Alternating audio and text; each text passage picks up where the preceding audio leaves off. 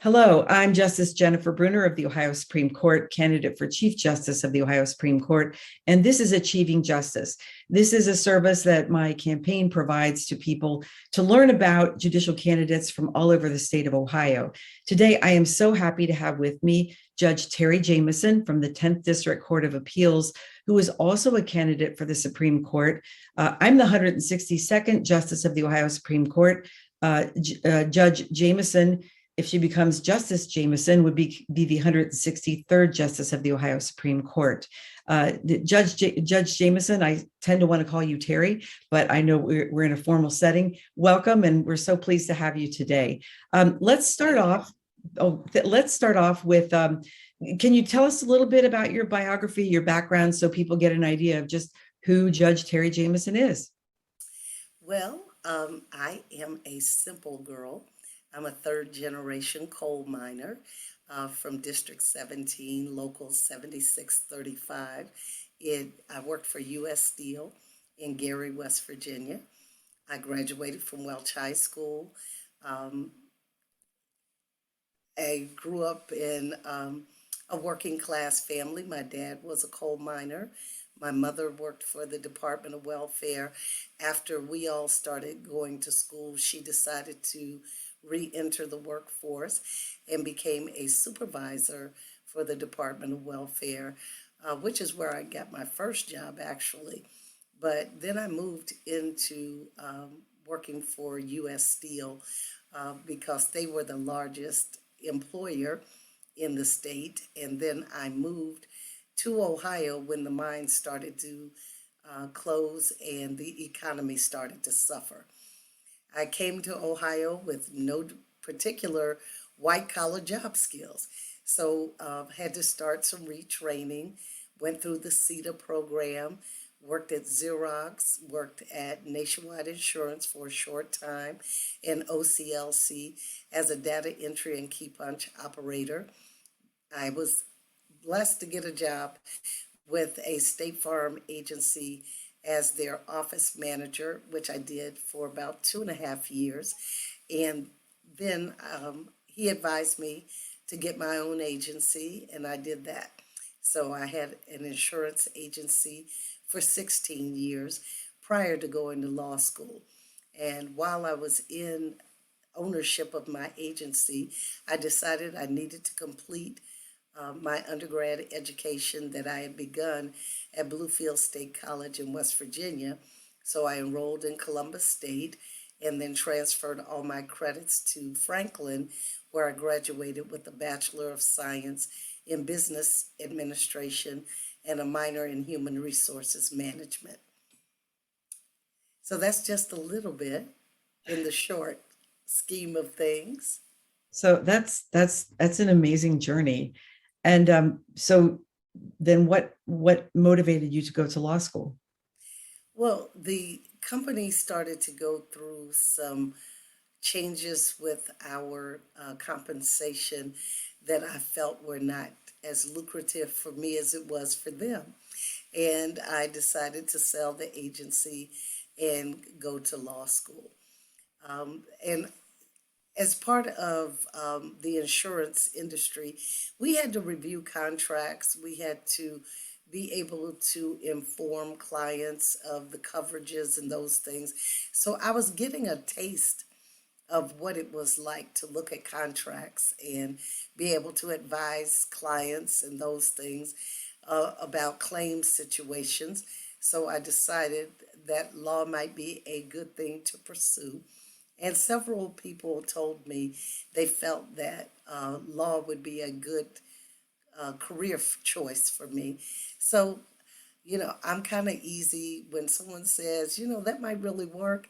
I try it. If it didn't work, then I would have gone and looked for a job doing something else.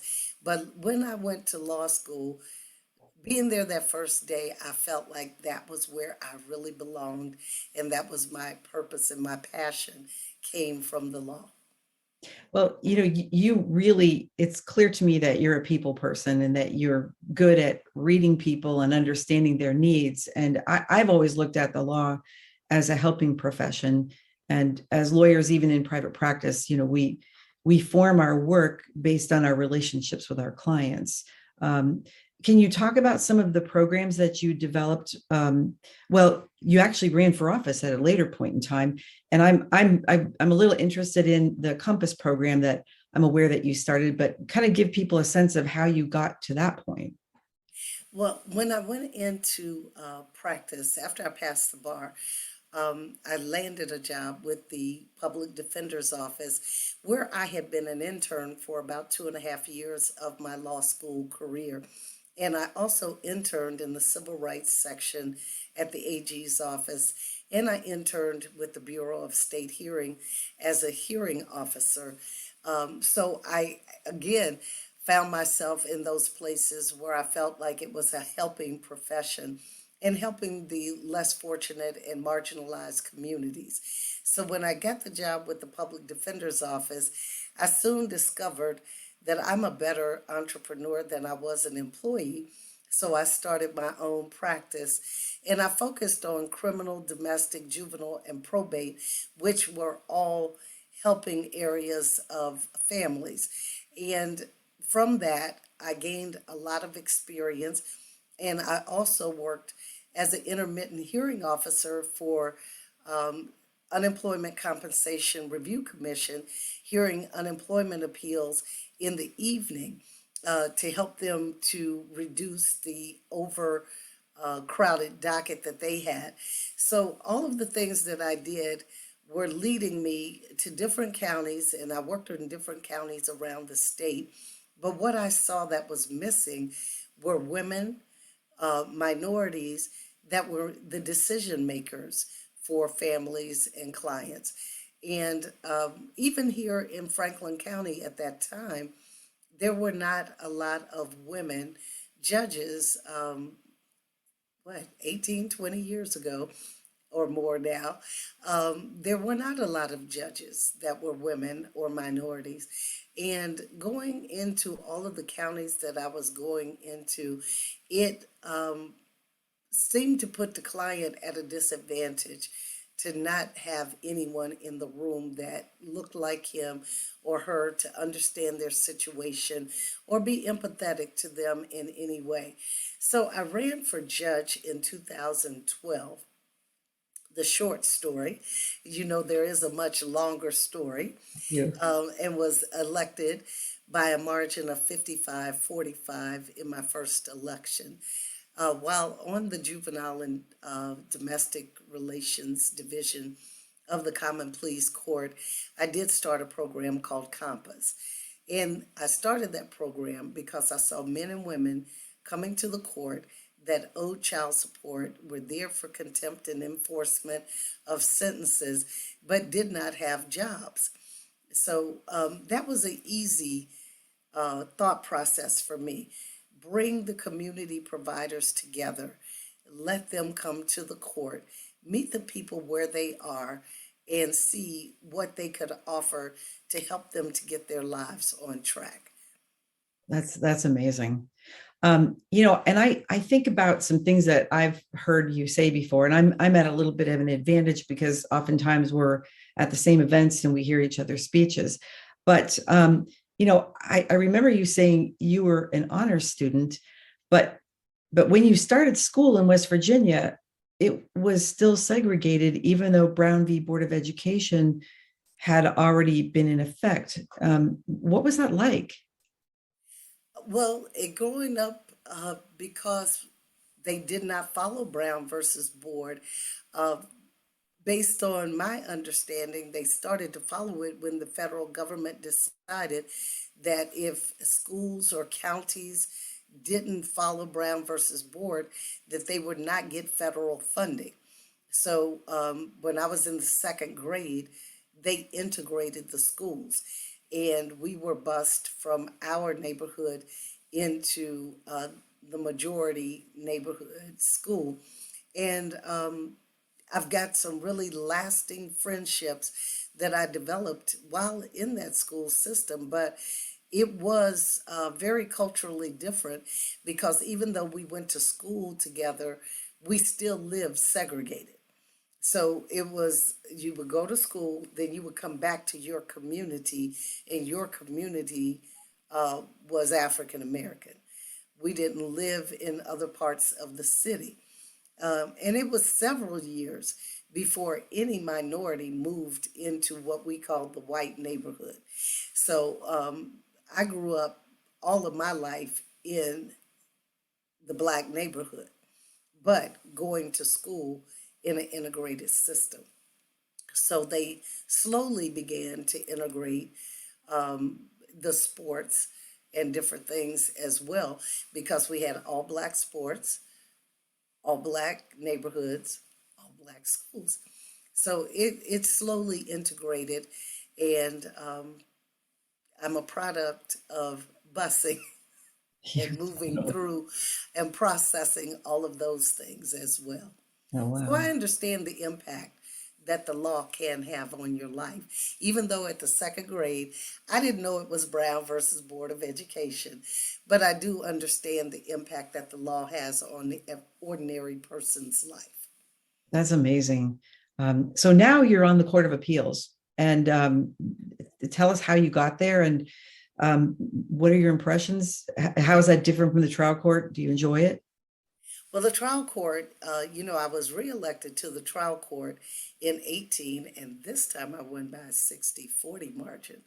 But then when I ran for the Court of Appeals, um, we have a history in Franklin County.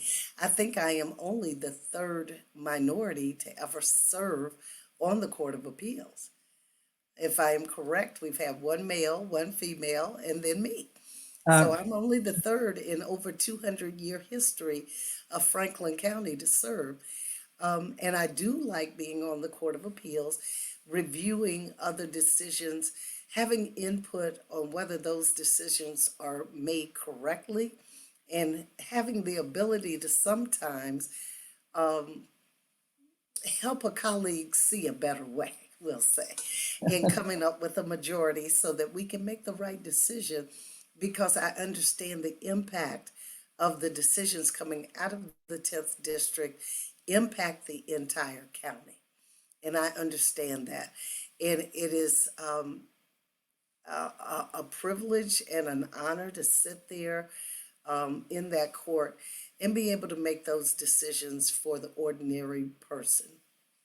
that's great. And what Judge Jamison and I have in common is that we have both served on that court. And it's an important court because state government is located there, and many administrative appeals from state government are heard there as well. So why the Supreme Court? Well, I think the Supreme Court at this point is in a place of change. I think that we have to make sure that we have the right people making decisions for the entire state of Ohio. Our, our Supreme Court is going to be looking at all types of issues. We know voting rights, we know reproductive rights, redistricting, gerrymandering, whatever face you want to put on it, affects voting rights in the long run. But I think we have to strengthen Ohio's constitutionally granted status as an independent and co-equal branch of government. We need to make sure that the court maintains its independence. And I believe that I'm the best candidate for that. Anybody that knows me knows that I am an independent thinker. I am a person that believes in doing what's right, maintaining the integrity of the court, and making sure that the public has confidence and maintains confidence in the court. And right now, based on some of the articles that we're seeing, there is just a hint that there is some thought by the public that the court is not acting independently all of the time. So I think that right now we have a great group of justices, and we know that Chief Justice O'Connor cannot run, and I would like to be the fourth seat. Um, that is elected and sitting in 2023. Great, great. Well, what, I guess I should say the fourth Democrat seat. yes, I understand. I think that, I Gaining the figure that's what you majority. said. Yes, yes. And what's interesting to me is a truly, and I want to say truly, but when the 4-3 is not always the same 4 and the same 3, I think for the public that's an assurance that this isn't just a polarized court. And whether in party affiliation really shouldn't matter, but it will be on the ballot this year. Do you have any thoughts about that being on the ballot? Well, I think that I really don't have a problem with that, except for the fact that people automatically think that we all think alike. And I don't think we do. I think from our various backgrounds, our various upbringing, various work experiences, life experiences, that we all bring a difference to the court. But, seeing the D or the R on the ballot, people are always going to peg you into a hole. But, I'm one of those square pegs that doesn't fit in a hole. So it doesn't really bother me. And I think that it will, for the person that is really interested in making sure that they are only voting for a particular party, it will be helpful to them. If they're voting only by party, if they're interested in qualifications, I think going to the website that the Supreme Court has set up will help them to find the qualifications and the background of the candidate. But if you're only interested in voting D or R, having it there will be very beneficial to make sure that people are voting for the party that they want to vote for. Great. So what's one thing that people might not know about you that you would want Well, them to know? well, I am married. My husband is a retired law enforcement and a U.S. Marine veteran. So we have 3 sons, 8 grandchildren, and we have one great granddaughter that was born a year ago in May, and she was only born at 3 pounds. So I want people to understand that I understand what they go through. She was in the NICU for months, and we didn't know if she was going to make it, but she did, and she just celebrated her first birthday.